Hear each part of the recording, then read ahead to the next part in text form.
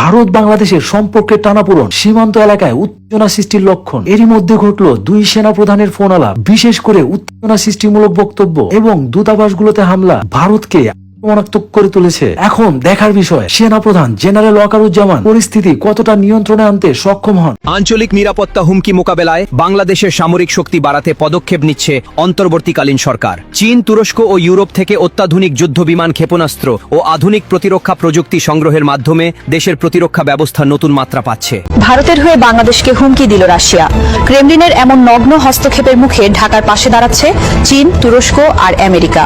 দিল্লির অদৃশ্য কর্তৃত্ব গুড়িয়ে দিতে প্রস্তুত হচ্ছে এক নতুন বৈশ্বিক সমীকরণ।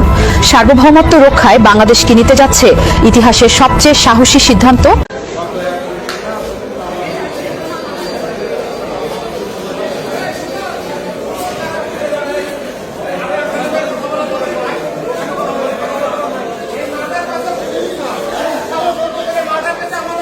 বাংলাদেশ নিয়ে মুখ খুললেন ভারতের সেনাপ্রধান জেনারেল উপেন্দ্র দ্বিবেদী জানালেন, বাংলাদেশের পরিস্থিতির উপর তারা কড়া নজর রাখছেন। তবে স্বস্তির খবর, দুই দেশের সেনাবাহিনীর যোগাযোগ চালু আছে। তিনি নিশ্চিত করেছেন, বাংলাদেশ সেনাবাহিনী ভারতের বিরুদ্ধে কোনো পদক্ষেপ নিচ্ছে না। দিল্লির এখন একটাই লক্ষ্য, ভুল বোঝাবুঝি এড়ানো আর ঢাকার সরকারের গতিবিধি বোঝা। পরিষ্কার বলছি, বাংলা ভাষায় কথা বলা মানেই বাংলাদেশি। ওদের দেশের ভাষা এক, আমাদের দেশের ভাষা এক। এটা তো ঐতিহাসিক কারণে। আমার বাংলা ভাষা আন্তর্জাতিক ভাষা। আমি ভাষায় মা বলতে শিখি। এ ভাষা আমাদের গর্ব।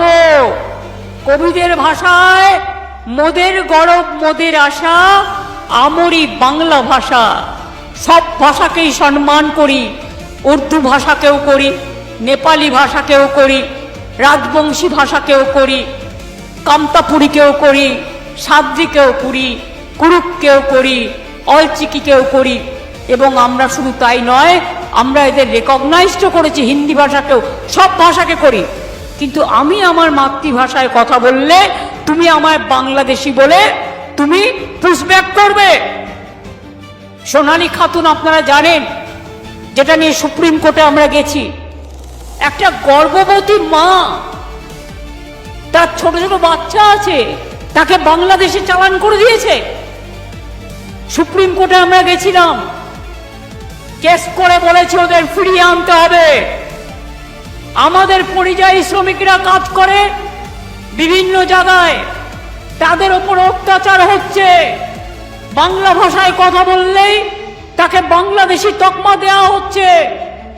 আর আপনাদের যে 1.5 কোটি লোক সারা ভারতবর্ষ থেকে বাংলায় কাজ করে, কই আমরা তো তাদের অত্যাচার করি না, আমরা তাদের আপন করে রাখি। তাহলে আপনাদের কি হয়েছে? বাংলার প্রতি এত রাগ কেন? বাংলা বিদ্বেষী বিজেপি। আর মনে রাখো, বাংলা ভাষা আমাদের হৃদয়ের ভাষা। যেমন অন্য ভাষাকেও আমি সম্মান করি, তেমনি আমাদের ভাষাকেও আমরা সম্মান করি। বাংলা ভাষায় একবার নয়, 1000 বার, লক্ষবার, কোটিবার কথায় বলবো। কারণ আমরা ছোটবেলায় জন্মে থেকে মা বলতে শিখেছি নিজের ভাষায়। আমরা বিএনপির বাইরে কোনো পরিচয় পরিচিত হতে চাই না, স্বতন্ত্র শয়তানতন্ত্র পরিচয়ে পরিচিত হতে চাই।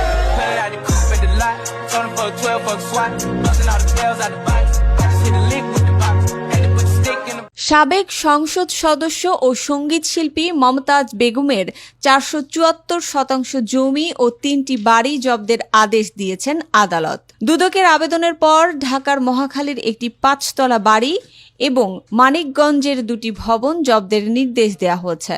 250 বছরের ঐতিহ্য ধরে রাখতে বছর ঘুরে আবারও পৌষ মাসের শেষ দিন গাজীপুর জেলার কালীগঞ্জ উপজেলায় হয়ে গেল গাজীপুরের সবচেয়ে আকর্ষণীয় বিনিরাইল মাছের মেলা।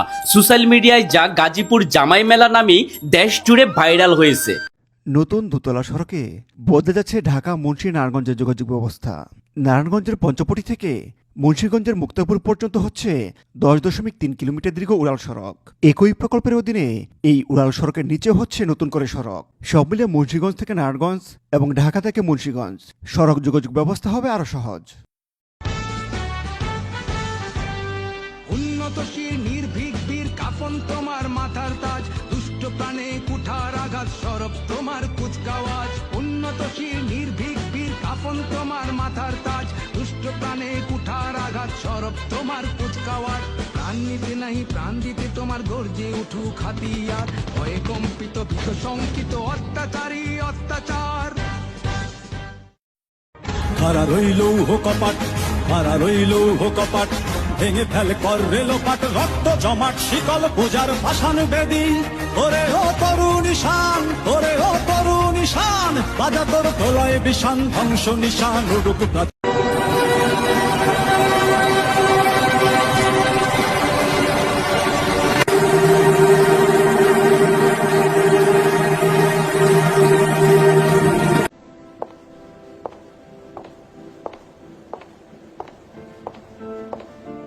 কলকাতার সবচেয়ে বৃহত্তম পার্ক ইকো পার্ক, 1400 বিঘা জমির উপর পার্কটি নির্মিত।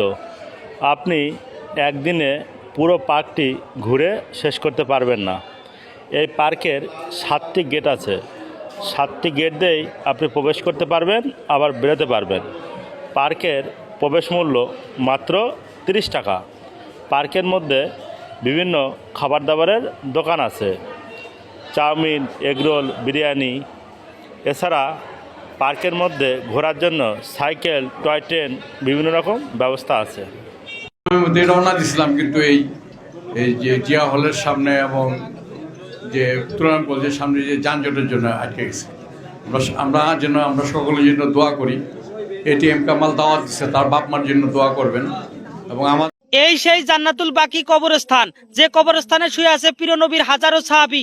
এই কবরস্থানটা দেখার জন্য প্রত্যেকটা মানুষেরই একবার হলে ইচ্ছা। এই কবরস্থানটা সর্বোচ্চ শেয়ার করে দেন, সারা বিশ্বের মানুষ যেন দেখতে পারে। বেগম খালেদা জিয়ার কবর দেখেন না, কত সুন্দর লাগতেছে, কত সুন্দর চক চক চক করতেছে। আর ফুলের মানে এরকম ফুলের সৌন্দর্য মানে আমি আর কোনো জায়গায় দেখি নাই। সবাই ভিডিওটা বেশি বেশি শেয়ার করে দিবেন। দেখেন ফুলগুলা কি চকচকা।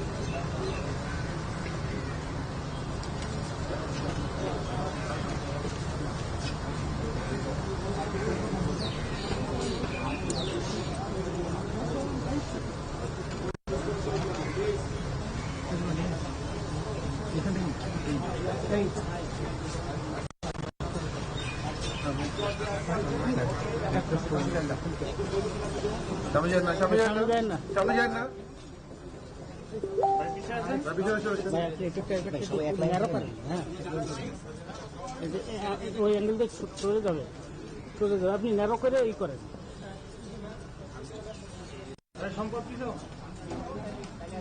লাইভ চলতেছে, যাবে যায় না।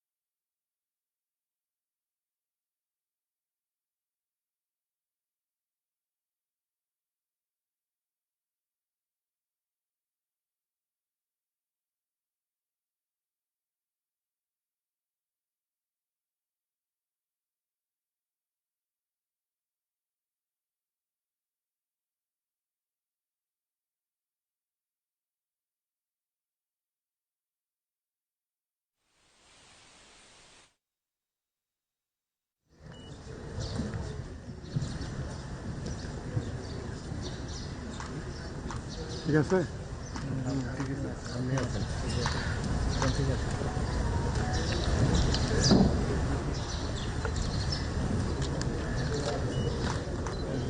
সামনের দিকে বাম দিকে বড় করেন, আপনার বাম দিকে বড় করেন।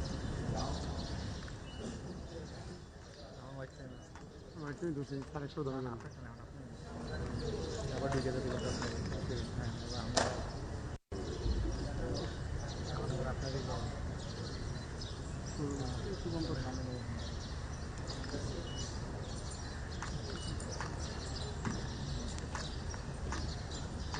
সম্মানিত সুধী মরহুমার মৃতদেহ সামরিক কায়দায় পলয়ের মাধ্যমে বহন করে কবরের পাশে রাখা হয়েছে।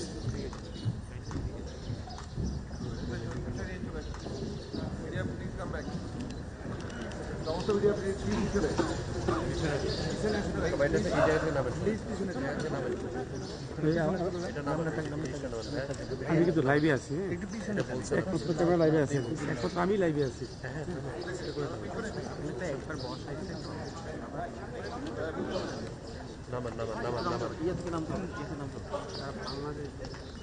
আমি তো ঢুকি ভিতরে, আমি লাইভে আছি।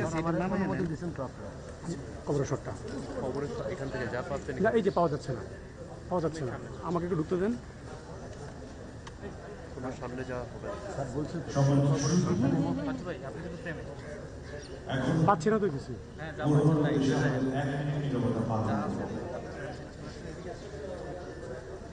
নিরাপত্তা পালনের পর আমরা দাফন কার্য সম্পাদন করছি।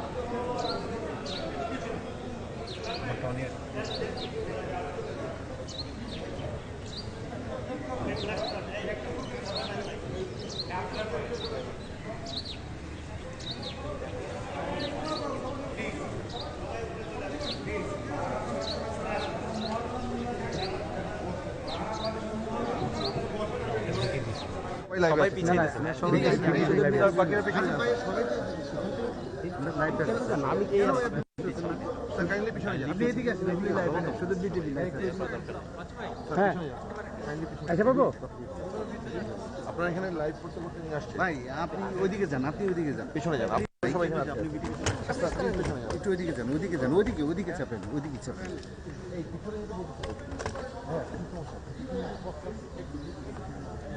সোশ্যাল মোমেন্ট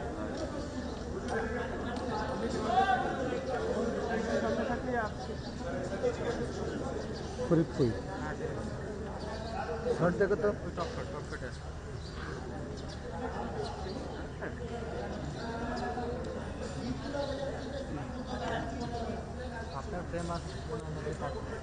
তাহলে একটু ডাইনামে যাবো।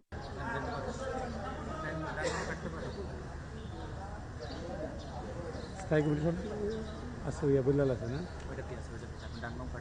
পরিবারের পক্ষ থেকে কবরের মধ্যে অবস্থানের জন্য মরহুমের দাফন কার্যক্রম সম্ভব করার জন্য জনাব তারেক রহমান মরহুমের জ্যেষ্ঠ সন্তান, জনাব রফিক মরহুমার ভাই সামনে সিলিন্ডারের ছেলে, অদল মরহুমার ভাই সাইড সিলিন্ডারের ছেলে যাচ্ছেন। কবরের মধ্যে অবস্থান করছে সামনে সিলিন্ডার মরহুমার ভাই জনাব সৈয়দ ইসলাম বীর মরহুমার বোনের ছেলে, জনাব সৈয়দ ইসলাম কবির মরহুমার বোনের ছেলে।